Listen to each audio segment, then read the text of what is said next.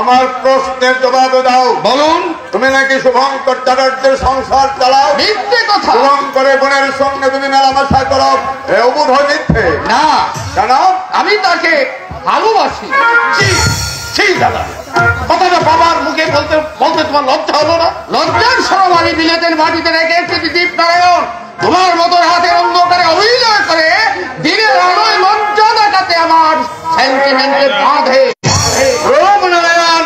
বলুন কাকা, আপনি আমাকে ডেকে নিয়ে পাঠালেও আমি নিজে আসতাম। কথাটা আপনাকে আমি জানিয়ে যেতে। কথা বলো। শুভঙ্কর চ্যাটার্যের বোন সমুরিকে আমি বিয়ে করব। দাদা, তুমি কি মদ খেয়ে এসেছো? মাতালের সঙ্গে লড়াই করতে মদ খেয়ে আসতে হয় দীপনারায়ণ। রূপনারায়ণ, তোমার স্পর্ধার সীমা ছাড়িয়ে গেছে। রূপনারায়ণ, তুমি মনে করো না যে তুমি যা কিছু তাই করতে পারবে। তোমার মনে রাখা উচিত এখনো বেঁচে আছে রায় বাহাদুর ভুজঙ্গনারায়ণ রায়। জানো না তুমি আমাকে? জানো না আমার অতীত ইতিহাস? তার নাম শুনলে সারা রায়দিকে থর করে কাঁপে।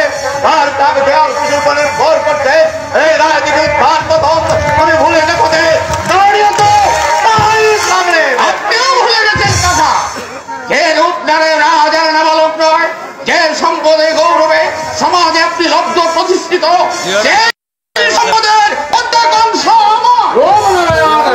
মানুষের জন্মগত অধিকার কাকা। থেকে ফিরে আমার ব্যক্তি স্বাধীনতায় আপনি হস্তক্ষেপ করবেন না।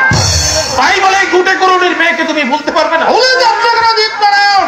রায়বাড়ির মেলা একদিন মাঠে মাঠে কোমর করাতো। তাহলে শোনো রূপনারায়ণ, রায়বাড়ির একটা পয়সা আমি তোমাকে দেব না।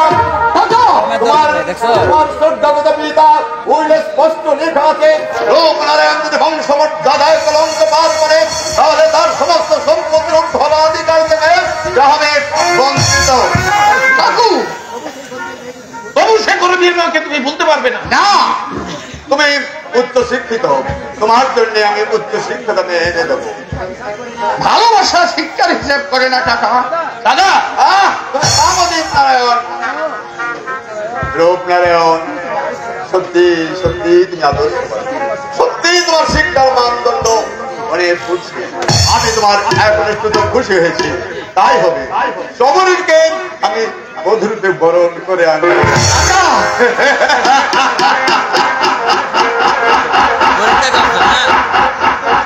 এতক্ষণ আমি তোমাকে পরীক্ষা করছিলাম। আপনি আজ ভোরেই মুম্বাই থেকে কোম্পানি চিঠি পেয়েছি, কাল সকালে তোমাকে বিমান যুগে মুম্বাই যেতে হবে। আমি তৈরি কাকা, কিন্তু একটা কথা বলতে চাই। বলো কি কথা? মিস্টার ঘোষাল লোকটা কিন্তু ভালো না। আমি জানি, আপনার কথা বিশ্বাস করতে পারছো না।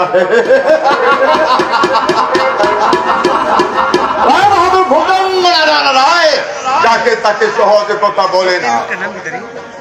আপনার উচিত মিস্টার ঘোষালকে পদচ্যুত করা। এই অদূর ভবিষ্যতে দেখবেন আর এই শয়তানি চক্রে চক্র চক্র হয়ে ভেঙে পড়বে রায় বংশের রক্ত দিয়ে করা 7 মহল্লা অট্টালিকা। আর তোমাকে একটা কথা বলাই দীপনারায়ণ, কথাটা মনে রেখো।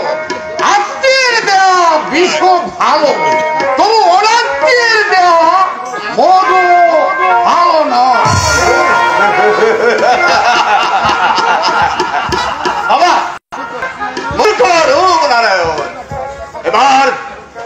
এবার তোমাকে দেখাবো ভুজঙ্গের আসল রূপ।